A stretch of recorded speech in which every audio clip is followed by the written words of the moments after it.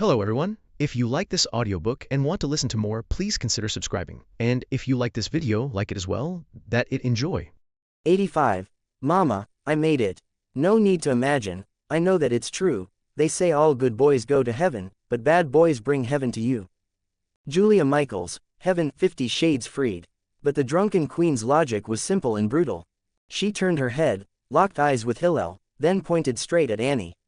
As long as I take care of her, you won't have any reason to refuse me, right?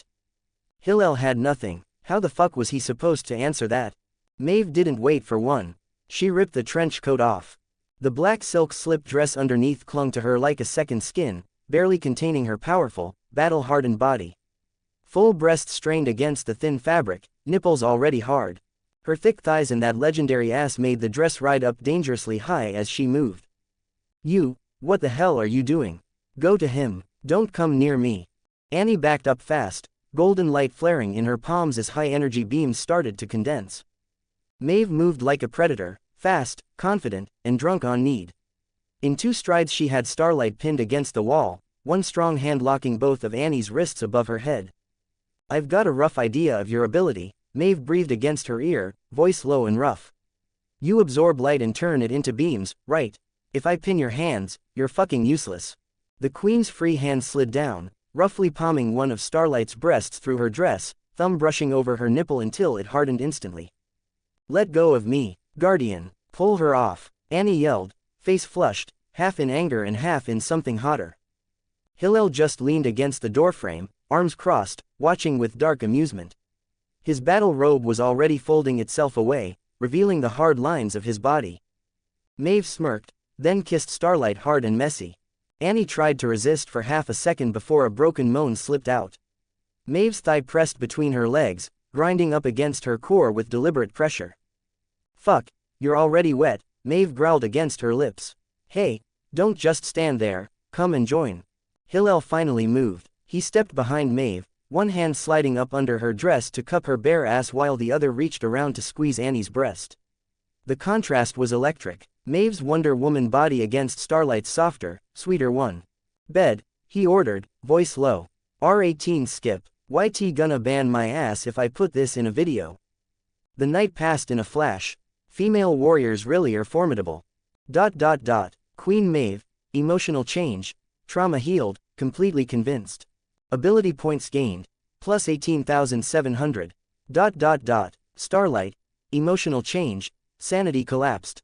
Ability points gained, plus 16,400. The next day, Vought Tower. Huie, wearing a crisp tailored suit, stepped into the building feeling slightly nervous. 86. Huie's first day at Vought as an employee. A wise man proportions his belief to the evidence. David Hume. Huie had told Butcher exactly what happened with the Guardian giving him a job. Butcher's instructions had been identical. Huie had no choice. He gave up his work from home life and, acting as an undercover agent, infiltrated Vought to collect evidence against them. Campbell, right, just as he stepped into the elevator, a young blonde woman hurried in behind him. Who are you? Kate, member of the Guardians team. We're in the same department now. Ah, hello, I'm Huie, nice to meet you. Huie reached out his hand. Kate flashed a meaningful smile and took it. Using telepathy, she quickly read his thoughts straight from his brain. Kate looked somewhat surprised. Butcher, a spy, collecting evidence against Vought. Good grief, what kind of weirdo did the boss hire? Huie just felt a bit dazed. But he recovered fast. Looking at Kate in front of him, he subconsciously sensed something was off. What the hell just happened to him? The boss is very easygoing, and the work here is pretty relaxed. You'll like it. Kate patted Huie on the shoulder and headed straight for Hillel's office. She pushed the door open. Hillel sat with his legs crossed, feet propped up on the expensive mahogany desk, lazily scrolling through the combo codes Ryan had sent him. Boss. Kate closed the door and dropped her voice. That new supervisor you hired. Huie Campbell, there's something wrong with him. Oh, Hillel didn't even glance up. I shook his hand just now. He's working for a guy named Butcher. Snuck in as a spy to collect evidence against Vought. She'd expected this to be some massive bombshell. Hillel just gave a light grunt, completely indifferent. It was pretty damn discouraging for a worker bee. I know, unbelievable, right? Wait, you know, Kate froze. I've already got a train keeping an eye on him. Hillel finally looked up. Just deal with him normally. Even if he digs something up, don't interfere. Hell, even I don't know what old skeletons Vought's got buried. Hey, but if they get dragged out into the light we can snuff them early. Damn, Kate suddenly got it. That's the boss for you. She suddenly felt like she, a telepath, was always one step behind him. It left a sour taste of frustration. Oh right, how's your ability training going? Can you use it remotely yet? Should we increase your training intensity? Hillel took a second to check on Kate's progress. Oh, I just remembered I forgot to put on underwear when I left the house today. Going back to change, Kate slammed the door shut. Down the other end of the hallway. Huie, stuffed into a brand new suit, felt the tie choking him while his palms stayed slick with sweat. First day on the job. Infiltrating the lair of the Seven is a regular human. He had to be the strongest pressure-resistant member of the boys by now. Huie was still a little dazed and almost walked straight into someone. A train. Huie locked up, instinct screaming at him to hide. This was the same bastard who had nearly turned him and his girlfriend into roadkill. If it hadn't been for the Guardian. But before he could move, A train stopped dead, clearly recognizing him too. Huie Campbell, right, yeah, that's me. A train stayed quiet for a second. Then he did something that made Huey's entire brain blue screen. He lowered his head, voice sincere. Listen, man, I owe you an apology. Huie, A train apologizing, what the fuck, was this some kind of re-education camp? I know saying, I'm sorry, doesn't fix anything. A train's tone carried real weight. The old me was a junkie. A piece of trash who didn't give a shit about other people's lives. Thank God nothing worse happened, but every day I'm still breathing, I remember that night. I won't make the same mistake again. Huey stood frozen. If his jaw could hit the floor it would have made a loud crack right then.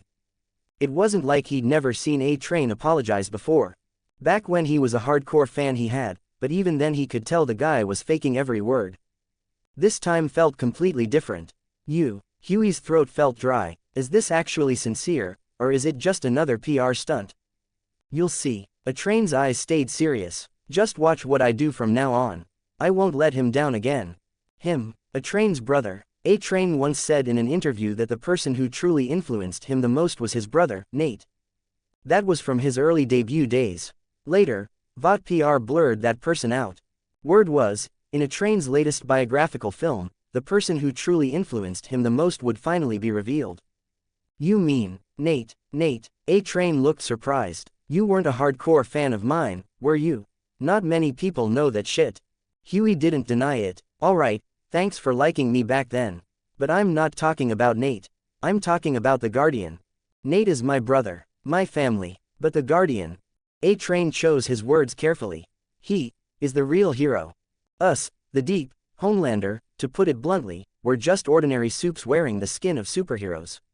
We do drugs, we get scared, we even stab each other in the back over rankings. But that guy, only he is different. Huey was completely speechless. He had come to Vought with a mission, expose the hypocritical faces of the superheroes. Butcher had brainwashed him all night, telling him not to trust the sugar-coated bullets of those bastards. They're all lies. There wasn't a single good thing among the soups. They were all mad dogs raised by Vought. The Guardian was especially suspicious. His abilities were ridiculously strong, and his growth trajectory was outrageously strange. But now a soup who had nearly killed him and his girlfriend was standing right in front of him, telling him in a completely sincere tone that the Guardian was the true hero. This was fucking unscientific. Just as the thought hit him, a cold voice came from behind. Huey Campbell, right, the boss wants you in the big conference room. Jordan glanced at him. The guy looked like a complete loser, but the boss seemed to value him for some reason. Hurry up, the Guardian and Homelander are both there. Huey swallowed hard and followed. The big conference room. The second Huey pushed the door open, he almost pissed himself on the spot. The entire room was packed with soups. Every pair of eyes locked onto him at once. EHM, gulp, 87, poor Huey wants to quit. Character is like a tree and reputation like a shadow. The shadow is what we think of it, the tree is the real thing. Abraham Lincoln. At the head of the table sat the Guardian, Homelander right next to him. Further down were Queen Maeve, Starlight, A Train, Black Noir, and a Vought PR rep, Ashley. Any one of them alone could make national headlines.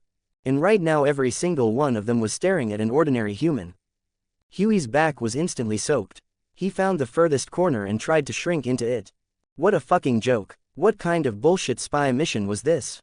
He was going home tomorrow. Fuck, I quit. Whoever wanted this job could have it. Huie roared the words in his head. Ashley cleared her throat, refusing to let the little interruption derail her presentation, and kept going. Quote. In short, after the Little Street, James Island incident, the overall favorability rating of the 7 skyrocketed from 72% to 91%. The phones have been ringing off the hook with brand collaboration inquiries, and the pre-orders for merchandise this week alone have already exceeded the entire total from last year. Homelander's personal approval rating has rebounded by 8 percentage points. The slide flipped. The Guardian's personal approval rating, 94%. Homelander's hand, which had been flipping through the documents, suddenly froze. Ashley quickly moved on, clearly not wanting to linger on that number. Next is the CP strategy. After calculations by the marketing department, we believe we can operate on 2 tracks at the same time. She pulled up 2 posters. One side is Starlight and the Guardian, a match made in heaven, overflowing with positive energy. We'll push the hero couple persona, targeting the young female market. On the other side, she quickly glanced at Queen Maeve. Queen Maeve, unrequited love, loving someone you can't have. Mature woman, this can pull in the older female demographic. Queen Maeve raised an eyebrow. Interesting. I'll have a private chat with Ashley after work. The benefit of this direction is that it can boost the approval ratings of all 3 people at the same time. Queen Maeve usually projects a strong, Queen Maeve, persona. We can use this narrative to frame the unrequited love, letting everyone see she also has a feminine, vulnerable side. It can win a lot of sympathy and expand your Hollywood acting range. It's killing 2, no, 3 birds with 1 stone. Queen Maeve crossed her arms, a half smile on her face. Whoever came up with this PR strategy deserved a raise. It was almost too good. Homelander, on the other hand, hadn't said a single word the entire time. He just sat there with a dark expression. Still gloomy, still dissatisfied, still making everyone guess his mood.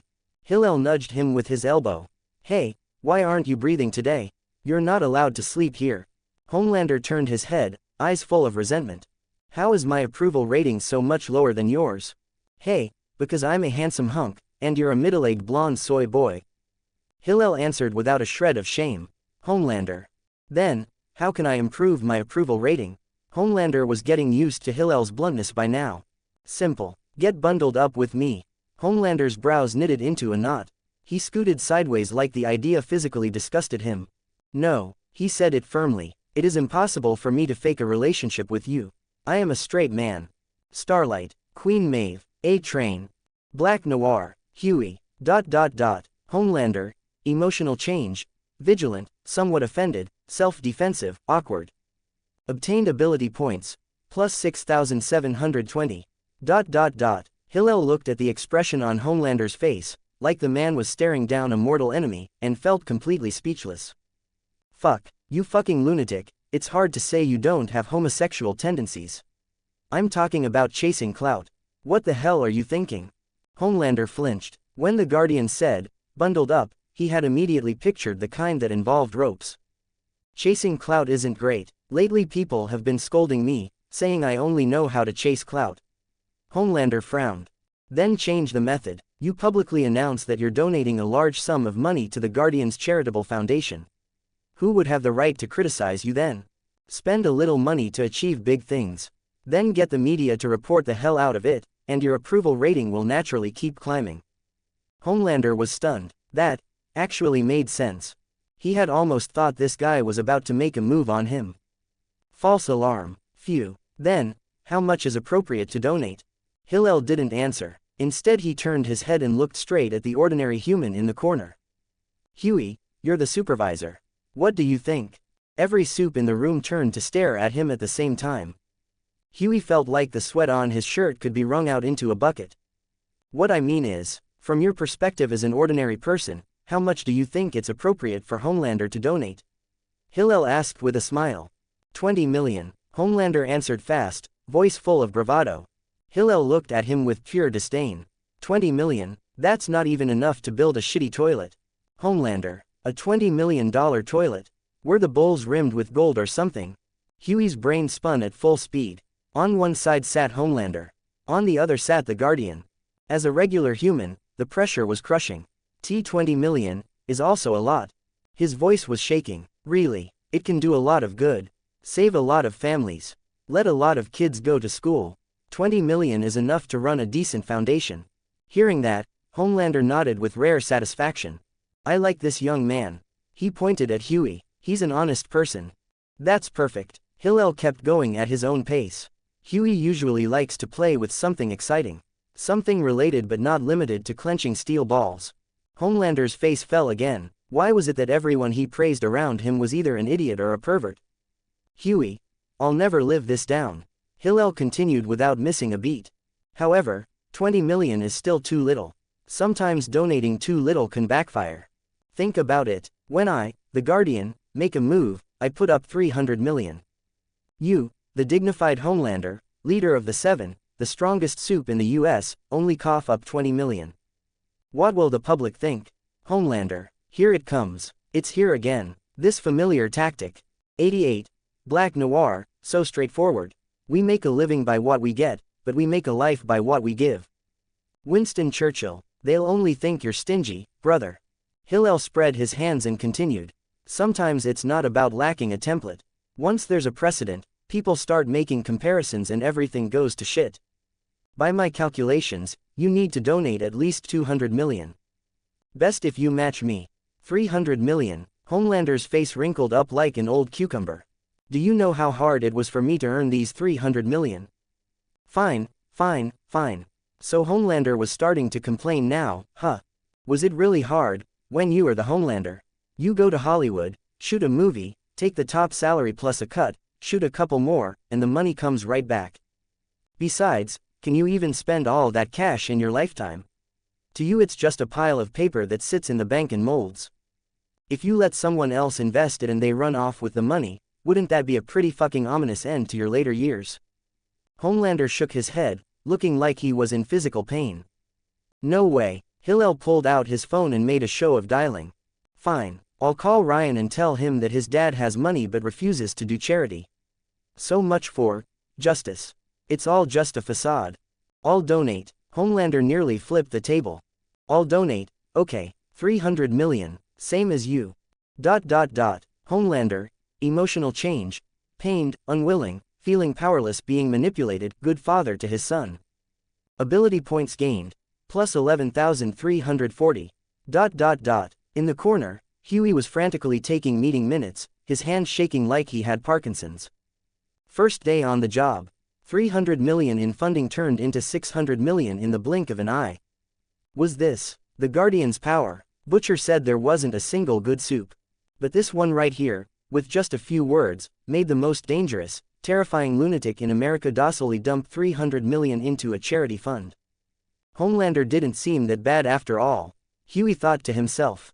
A truly bad person would never pay up, not even for approval ratings. And as for the Guardian, he was no mad dog. He was clearly the leash holding an entire group of soups. The Seven could bolt at any moment, and the Guardian was the hand gripping that leash. Huie Campbell, emotional change, cognitive collapse, shock, fundamental shift in perception of the Guardian, wavering. Ability points gained, plus 24,880. Hillel's mouth curled into a crooked smirk. Good. Huie was wavering. Just as Huie's worldview was getting rewritten, two people suddenly spoke up from the side. Maeve and Starlight exchanged a glance.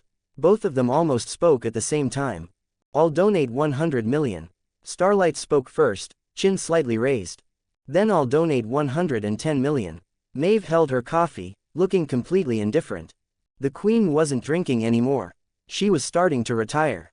Starlight raised an eyebrow. 120 million. Yo, little Goldilocks has money, huh? Maeve set her cup down. The money I'm donating is clean. All earned from selling my image. Starlight forced a smile. The temperature in the conference room dropped hard. Homelander was uncharacteristically staring at the table, saying nothing. Huie and Ashley, the two ordinary humans, both stared at the floor and counted the patterns on the tiles. Hillel rubbed his temples. All right, he made the final call. 100 million each, no more adding. It's not easy for Maeve to earn money. She's getting on in years, so everything she does is bitter. The Guardian. Maeve slammed her coffee cup down hard. What? She was in her golden years. How the hell was she old? I think you, the Guardian, want to get shocked. Quote. As for Starlight, she's just starting out, and she's only just saved up 100 million. This sense of justice is worthy of praise. Hillel finished speaking without changing his expression. Maeve's chest heaved, but looking at that punchable face, she ultimately held herself back. Queen Maeve, emotional change, embarrassed, angry, happy, being noticed, jealous, only coaxing the little blonde. Ability points gained, plus 9,450. Huie was numb. First day on the job, 300 million in funds becomes 600 million. Then 600 million becomes 800 million. His dojo didn't make that much in a whole night. Huie felt like he didn't hate soups anymore. He hated rich people, damn high society. Once the dust settled on this donation competition that was comparable to an auction, Hillel clapped his hands. All right, the charity matter is settled. Ashley, draft a press release later. He looked at Huie. You two head out first. The rest is internal business. Huie felt like he had been granted amnesty. Clutching the meeting minutes, he followed Ashley and practically fled the conference room. Both of them wiped the sweat from their brows at the same time. Phew, from now on, it's just the two of us. Ashley extended a hand. Huie gripped it tightly. The two comrades in arms felt they had met too late. As soon as the door closed, the relaxed look on Hillel's face faded for the most part. Let's talk business. Where has that kid the Deep been making his fortune lately? The expressions of the few people in the conference room changed. Homelander paced by the window with his hands behind his back. The Deep is now a rat crossing the street. Everyone wants to beat him up. He publicly stands with the Church of the Collective and has even attended several events with Alistair Adana. Once Little Street, James Island was exposed, everyone online started spreading rumors about whether the Deep has also been to the island. If that animal has been to the island, don't blame me for being ruthless. Maeve sneered. That's the problem. Hillel shook his head. We can't dig any deeper into his dirt. Why? Starlight asked, puzzled. Hillel's gaze swept across everyone present. Because the Deep is a member of the Seven. Whatever the Seven was like before, that's all in the past. Today is a new era. If he drags out the island affair, at most we deal with it all together. But if it gets linked to Vought's past dark secrets, and they start investigating you one by one, what will you do? Right, John, the never kills anyone, good neighbor. The ruthless killer, Black Noir. The lesbian, now bisexual, alcoholic, Maeve. Homelander stood up abruptly, his eyes starting to glow red. That's simple. I'll go rip him apart right now. Sit down. Hillel didn't even turn his head.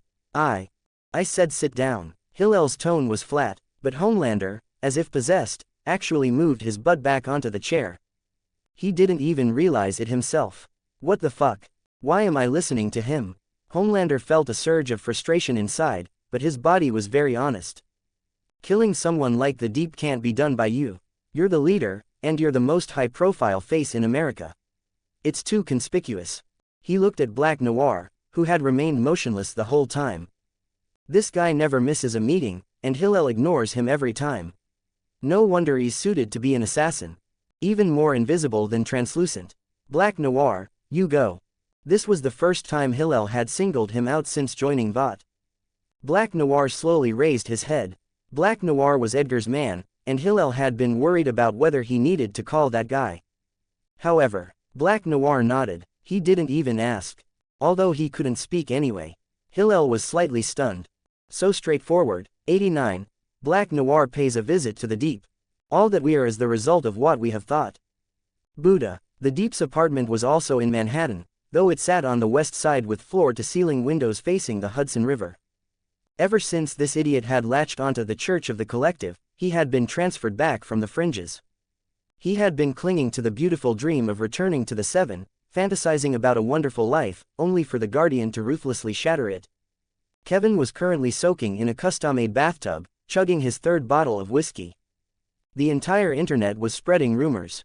Had the Deep also been to Rhode Island? He was finished. This time, he would never be able to get back up. Fuck, fuck, fuck. Kevin hugged his knees, cowering in the water, looking every bit like a piece of trash abandoned by the entire world. I didn't do anything, I just went to participate in a few events. Just as he was wallowing in self-pity, the lights in his home suddenly went out. The Deep jerked his head up. Standing at the bathroom doorway was a silhouette of pure black. The guy was clad in a pitch-black combat suit, standing motionless like a shadow spreading from the walls. Blah. Black Noir. The Deep's drunkenness vanished by half in an instant. Black Noir did not speak. He merely raised his hand, pointed at the Deep, and made a downward gesture. The Deep understood it immediately. Come with me, or die here. The Deep sprang up from the bathtub, splashing water everywhere. Wait, wait, wait. Listen to me. It was the Guardian who sent you, right? Isn't it? He scrambled out. Take me to see him. I beg you, take me to see the Guardian. I can explain everything. I'm useful to him. Black Noir stood motionless. The Deep's brain raced. His desire to survive was off the charts. I'll be his dog. Really, I'm willing to lick his shoes. Let me, I'll even eat shit if I have to. Just don't kill me. I'm only in my 30s, I still have the prime of my life ahead of me. Those unbearable words kept tumbling out of his mouth. A nationally renowned superhero, the man who commanded the 7 Seas, was currently crying with snot and tears smearing his face. He wasn't necessarily afraid of Black Noir, but Black Noir's deployment meant he couldn't resist. If he did, the next person to come would be Homelander, or perhaps even the Guardian. Perhaps those two were watching right now. Black Noir watched him quietly. An eagle crawled out from under the bathtub. Do we really have to kill him? Although this guy is scum, you can't do this kind of thing. Don't listen to that guy, kill him. Everything in the past is over. You know that person can't possibly come back alive. Other cartoon characters jumped out one by one, each with a different personality. The Deep thought Black Noir was hesitating. However, Black Noir was simply having a mental breakdown. This scene of assassinating the Deep reminded him of the past. He, too, had teammates. He, too, had once knelt on the ground, having his head smashed in by his own leader with a shield, smashed until he could never speak a word for the rest of his life. Blood for blood, that was his teammate. This crying man before him, just a pathetic piece of trash. The other guy still thought he had a good relationship with him, when in reality, he just couldn't be bothered to express his likes or dislikes. Black Noir, emotional state, old wounds triggered, fear, obsession twisted, cold murderous intent rising. Ability points gained, plus 7,330. The Deep was still wailing. Black Noir stepped forward, grabbed his neck, and snapped it like a garlic stem. Crack. The Deep's eyes widened, and he collapsed powerlessly. Mission accomplished. Black Noir let go, letting the corpse slide into the bathtub. Then, he began to search the apartment, leaving no corner untouched. The bedroom, the study, the walk-in closet. Finally, behind the walk-in closet in the master bedroom, he discovered a camouflaged hidden door. The hidden room was piled with documents, hard drives, and stacks of photos that hadn't been destroyed in time. Vought's dark secrets, financial transactions of the Church of the Collective. There were even a few pictures of things from the island. That idiot the Deep had actually left himself so many life-saving charms. Did he think he could negotiate with the Guardian by using these things? Foolish. Black Noir gathered the evidence into a waterproof bag. Just as he was preparing to leave, a bubble suddenly popped up in a small water tank in the corner of the hidden room. An octopus was staring at him. That was the Deep's beloved. Black Noir reached out, scooped up the octopus, walked back to the bathroom, and threw it onto the Deep's corpse. It could be considered leaving you a companion. However, the octopus squirmed twice on the corpse, then immediately climbed toward the edge of the bathtub in disgust, as if it were completely unfamiliar with the body, eager to get as far away from him as possible. Black Noir, that's not right. Why was it different from what he had imagined? The octopus should be hugging the Deep's corpse, crying, right? Why was it acting like they weren't close at all? Black Noir didn't think too much about it and vanished silently.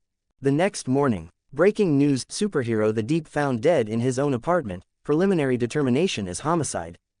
Once the news broke, all of America was in an uproar. But before Vought could make a statement, several independent media outlets preemptively steered the direction of public opinion toward an extremely dangerous angle. The Deep knew too much and was silenced. He publicly endorsed the Church of the Collective and participated in Alistair Adana's events. He must have been holding the list for Little Street. James Island. It was some big shots in Washington who were afraid he would talk, so they sent someone to kill him. Overnight, the theory that the deep was silenced by the upper echelons spread throughout all of America. Hillel watched the news, slowly taking a sip of his Dr. Pepper. Yo, I thought I'd have to spend some money on PR, but I didn't expect this year's media to be so sensible, setting the narrative themselves. He hadn't expected the media to dare to open fire. After all, the other party consisted of big shots. Angry citizens began to take to the streets. From New York to Los Angeles to Washington, thousands of people held up signs, demanding the government disclose the follow-up investigation into Rhode Island. Who was the real organizer? How many people were involved? Release the list, make it all public. The White House's response was uniformly vague. The president stood in front of the camera. Thank you very much. Look. We are investigating it. Okay, nobody investigates better than us, nobody. The Judicial Department. They're looking at it very strongly, very toughly. Great people, mostly. And by the way, I saw the news this morning. They're saying the Deep knew things. The Deep, let me tell you about the Deep. Terrible guy, I never liked him, nobody liked him. He talked to fish. Who talks to fish? Unbelievable. Very weird guy. And now they're saying he was on an island. Look, I don't know about any island. I've been to great islands.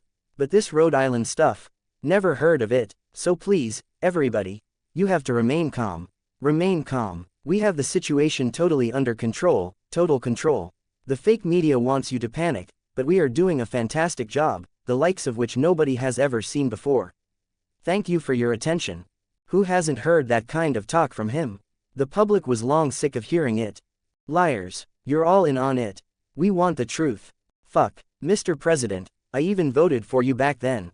Kill, kill, kill, kill, kill. No one knew who it was, but someone in the crowd was the first to shout that name. We need the Guardian. Yes, the Guardian. The Guardian will give us the truth. No, we don't just need the Guardian. The one shouting was a retired veteran, his chest covered in medals. He raised his fist and roared. We approve of the Guardian to become the regent. The whole crowd suddenly went silent. Then came an even more intense roar. Regent, regent, regent. Some people had even prepared signs in advance. They held up signs reading, Regent. Oh my, you have really done me in. Hillel's mouth corners were harder to suppress than an AK-90. Ashley, the boss is going off script again. Dr. Tenma, for you all lives are created equal, that's why I came back to life. But you've finally come to realize it now, haven't you? Only one thing is equal for all, and that is death. Johann Liebert, monster, on the streets, retired veterans, truck drivers, unemployed workers, middle-class folks pushed to the brink of slaughter. These were faces full of anger and exhaustion, boiling over for just one name right now. They were sick of those masters sitting in the clouds, deciding their life and death with just a wag of their tongues. They wanted someone who truly stood on their side. Public, emotional escalation, anger, despair, betrayal, fanaticism for the Guardian, collective yearning for the Regent. Ability points obtained. Plus 36,400. As expected, it's weakened quite a bit. Riding the slipstream doesn't yield many ability points. Hillel put down his Dr. Pepper. Alright, time to add some fire to this event. That evening, the American Brewers Association held a grand ceremony. This was originally a rather boring commercial event, purely for Hillel to generate some revenue. For example, praising beer, boosting sales, saying some provocative things to win the favor of those blue-collar white folks. Hillel stood on stage, holding the speech draft written by Vought. The content inside was, well, mediocre. Just as Hillel was considering whether to follow it, a reporter suddenly raised their hand and started asking questions on the spot. Mr. The Guardian, what is your take on the president's response regarding Little Street, James Island today? The audience's eyes instantly lit up. Some were drunk and swaying, but hearing this topic, they subconsciously focused. This was a minefield. Ashley was making frantic gestures below, telling him to play Tai Chi, say some official jargon, and absolutely not take the bait. After all, that was the president, he should be given some representative. Hillel looked down at the speech draft, and in front of the live camera broadcasting to all of America, he tore the draft to shreds. Ashley slapped her forehead. It's over. The boss is going off script again. She'll have to sleep in the office again today. Huie, standing nearby, actually wanted to hear what Hillel had to say. Hillel grabbed the microphone, no longer standing on the podium, speaking from on high. He walked down the steps. Step by step, he walked into the middle of the crowd. He could have flown down directly, but he chose to walk. He didn't stand in front of the crowd. He chose to stand in the middle of them. I originally just came to do an event and win your favor because I've been in the spotlight lately. Hillel smiled, his voice not loud, but it silenced the entire venue. But just now, this friend asked me what I think of the president's response. I don't have any thoughts, because he didn't speak like a human being at all. A burst of laughter erupted from the crowd. Hillel's voice suddenly rose. They tell you to stay calm, to trust the justice system. But on that island, there are over 300 children, more than half of whom are not yet adults. Are they calm? Can they wait for justice? They tell you this is a national secret that cannot be disclosed. But your taxes pay for those people sitting in the Capitol building. It is your money that built their villas and hired their bodyguards. Only then can they sit there, twiddling their fingers, deciding which truths can see the light of day and which must be forever shoved behind steel doors, not letting a single piece of paper slip out. By what right? By what right do you work hard your whole life, unable to even scrape together tuition for your children, while those people, with a flick of their fingers, can make someone who knows too much die accidentally in a bathtub? With a bang, someone smashed a beer bottle. The crowd's emotions were completely ignited. Well said, damn those bastards. Hillel looked around, stomped his foot, and the stone tiles on the ground cracked. I have plenty of strength. I can push away a meteorite with my bare hands, and with a stomp, I can make all of New York shake. That's why they dare not talk to me directly. They don't even dare to respond to my questions. I could easily use my superpowers to guard the gates for those masters, to cover your mouths for them, and even this speech draft today told me to avoid the heavy and focus on the light, not to discuss anything about Rhode Island. If I really did that, how would I be any different from a dog? Those masters want to downplay the impact of this incident because the internet has no memory, and the public rushes between 2 points every day: work, home. Your task is just to pay the bills. Don't look at me as a hero. I am not a hero. I am just a person who happens to have a lot of strength, but I am willing to be your proxy. And you, he suddenly raised his hand, pointing at the whole crowd. You are the voice that truly deserves to be heard in this country. Public, emotional change, blood boiling, ignited, found faith, sense of belonging, anger toward the system completely detonated. Ability points obtained, plus 43,200. The speech ended. Applause, cheers, it almost blew the roof off. Just when everyone thought the Guardian was going to continue his speech. He did something no one expected. He actually walked up to a normal Joe and handed him the microphone. The guy was full of wrinkles, with sunburn marks on his face and neck. Take it. The guy was stunned. Me? Yes, that's right, you. Hillel held his shoulder. The person who should really be speaking has never been me. It's just because I have great strength that they are willing to listen to me for a while. But now, I am willing to let you stand on my shoulders to talk to those masters. You can state your demands. The guy's eyes turned red instantly. At that moment, an ordinary retired veteran raised the microphone and, with all his strength, roared the inner voice of everyone. We want the truth. Hand over the real culprits.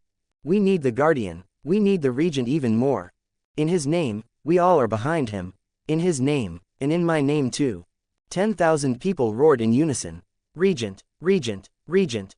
In my name too. These people were just a step away from raising their arms and swarming up. ... The White House. The president's face was darker than the bottom of a pot. Fuck. The beautiful times. The golden times. Completely over now. He immediately dialed Edgar's number, intending to pressure him. However, his own phone rang first. Okay, sir. I understand. Hanging up the phone, the president slumped in his chair. It's really over. Now even Vought is not someone he can manipulate at will. Edgar, that old fox, had long since taken advantage of this tailwind to install his own people into Congress. The Soup Enlistment Act was also proceeding in an orderly manner. What's even worse is, those who truly control this country. BlackRock, Vanguard, Blackstone, the capital giants managing tens of trillions of dollars in assets, were the first to smell the crisis. They were frantically offering olive branches to Vought. There was only one purpose: to connect with the Guardian. Nonsense. A person who can make New York shake with a stomp, a physical earthquake. Money has no meaning to him. As for why they didn't doubt Hillel's statement, that's because Little Street, James Island, shifted. The last time Hillel took Maeve down, he didn't control his strength well and accidentally kicked the island, moving it a little bit, causing a chain reaction at sea. But Hillel himself didn't know, and Maeve, protected by the biofield, didn't know either. So, these billion-dollar founders might be evil, but they are definitely not stupid. Among them are those with investment vision who clearly understand that when such a powerful man chooses to stand up and shout, and is revered by the masses, power of money is worth nothing. He is pure violence. 91. I want to make a show called Invincible. Power is not given, it is taken, and once you have it, you use it to take even more. Frank Underwood, House of Cards. The only way out was to cling to Hillel's soaring reputation. Edgar returned the president's call. This was the first time in his life he had been so arrogant and overbearing. Mr. President, please hand over the real culprit and give the public a satisfactory explanation. Otherwise, you might as well start preparing your farewell speech early. However, given the current trend, if the Guardian runs for the next president, you won't have much of a chance. After hanging up, Edgar leaned back in his chair and picked up a glass of red wine. Vought had won big. This was the most glorious moment of his life. With a wave of his hand, he wired another $100 million into the Guardian's charitable foundation. It was just a drizzle, a drop in the bucket. From this round alone, Vought's income would be at least several $billion. Worth it, too worth it. Stan Edgar, emotional state, calm, sense of control, precise calculation of the future, planning. Ability points gained, plus 8,200. A few days later.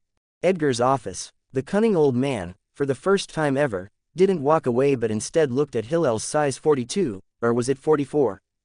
Why do I feel like your feet have gotten bigger again? Edgar's eyes were like a ruler. Do you think so? Edgar stood up from behind his desk and stretched his feet out. Let's compare. Hillel seriously compared with him. The conclusion was that his feet had indeed grown a bit larger. You've also grown quite a bit taller. Last time you were only half a head taller than me, but this time it's more than a full head. Edgar was earnestly discussing height and shoe size with Hillel.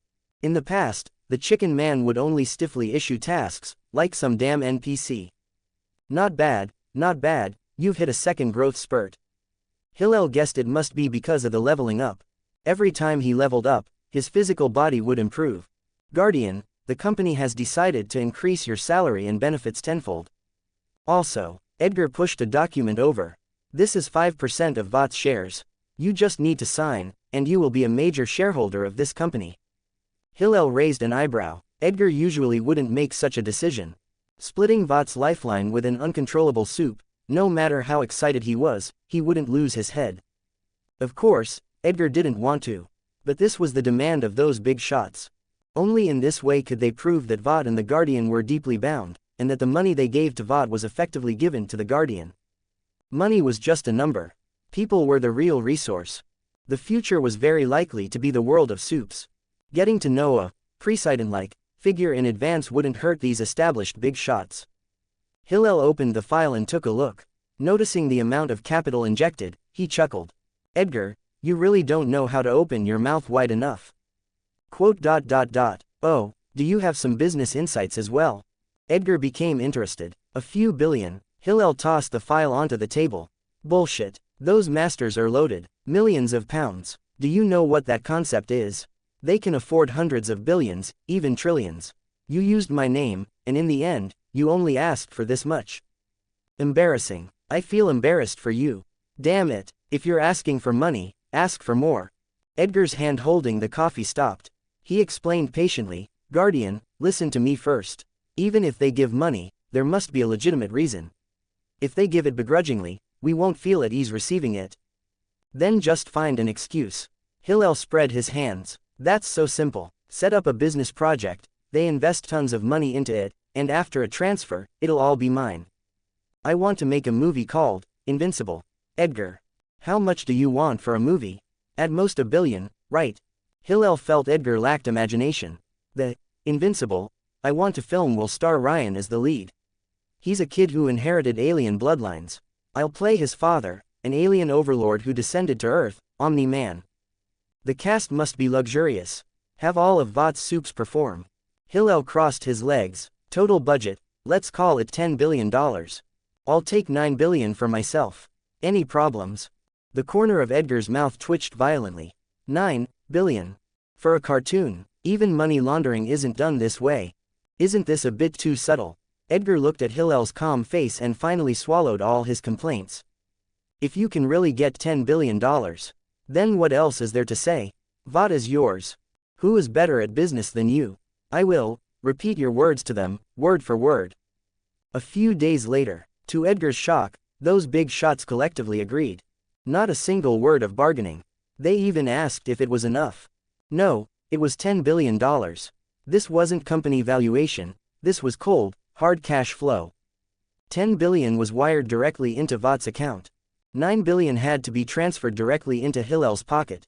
The problem was, the Invincible project hadn't even been launched. So far, it was just a title. $10 billion. Hillel had additional requirements regarding this money. Not a single cent of tax could be deducted, it had to be wired to his personal account in full. The IRS wants to collect taxes. Eat shit, my money will all be used for charity. Whoever dares to tax me is adding taxes to the heads of all the people in America. I want to see who dares to come knocking. IRS. Do you want us to apply for a nuke to blow you to hell? ...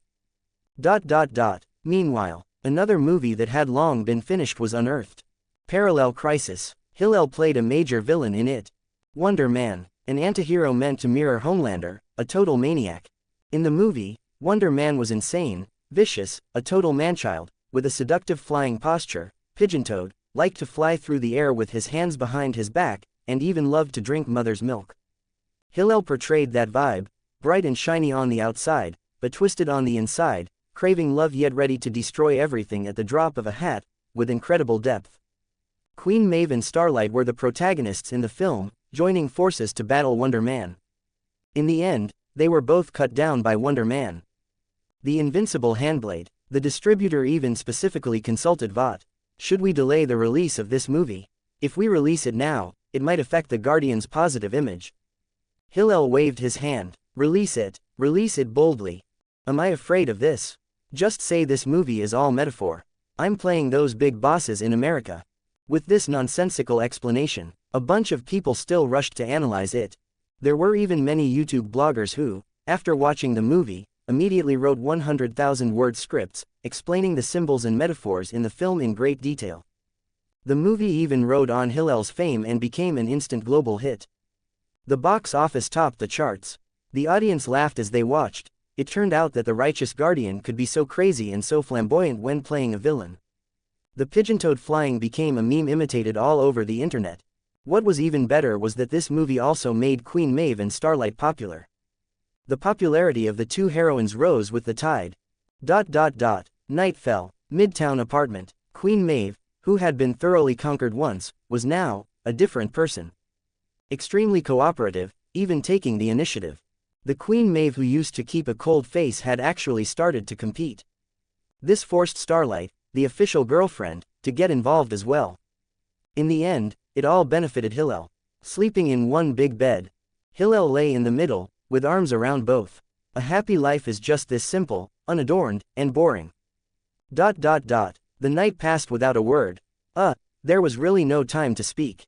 The next day, daylight was bright. Homelander woke up feeling refreshed, pulled open the curtains, picked up his phone, and sent a message to his son.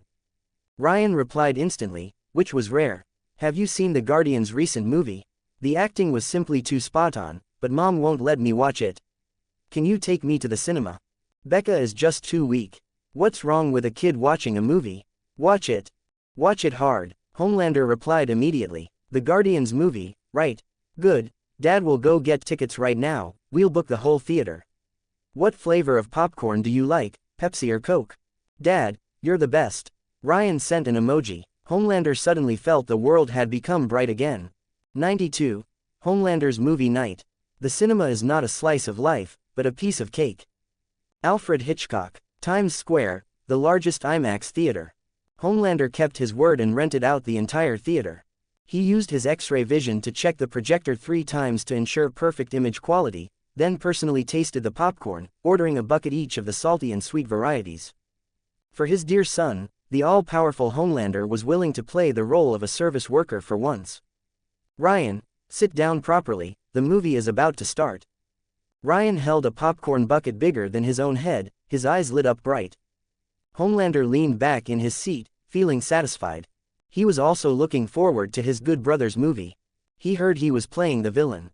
That's a sure win. How could a villain be more powerful than a superhero? Parallel crisis, starting now.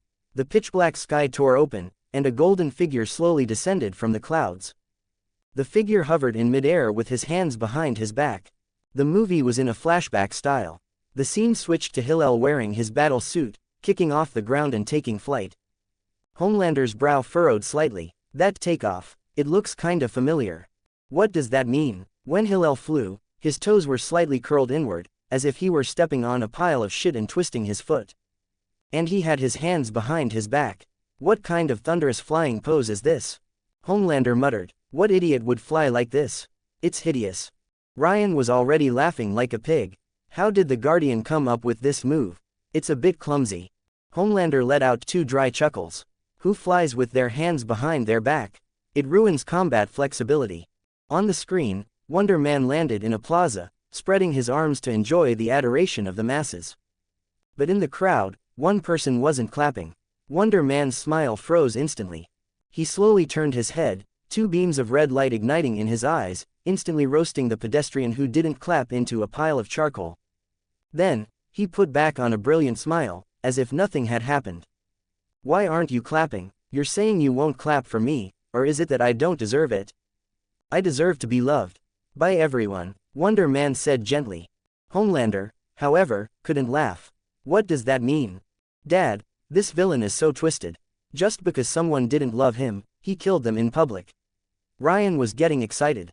This is so interesting. Everyone is used to the righteous narrative style of superheroes, starting from an antihero perspective is absolutely explosive. Yeah, it is pretty twisted. Homelander's smile was struggling to stay on his face. The person on the screen was undoubtedly the Guardian. But why did this person being portrayed make his back feel cold? What does that mean? The movie continued. The camera shifted. Wonder Man was alone in a dim room. He opened the fridge and, looking furtive, pulled out a bag of. Isn't that fucking mother's milk? If you're going to drink mother's milk, just drink it properly. Why be so sleazy about it? Homelander had a bad feeling. Sure enough, the next shot cut to a mother holding a child. Her chest was exaggerated. What was in that bag was clearly freshly squeezed. Wonder Man tasted it first, then, like an addicted junkie, cradled the bag and slurped it all down in one go. His face showed a hint of aftertaste, along with a kind of near-sacred satisfaction. Gulp. Homelander's Adam's apple bobbed subconsciously, and he inadvertently licked his lips. Ha ha ha ha. Holy shit, drinking mother's milk. This is too abstract. Ryan was cracking up. Dad, how can there be such a ridiculous person in the world? As a superhero, his fetish is actually drinking mother's milk. Ha, ha ha, yeah, how can there be such a ridiculous person? Homelander's face stiffened. What's wrong with drinking mother's milk? Haven't you ever had any? That's a very normal way to relieve stress, okay. Why should I be mocked by the whole world? ...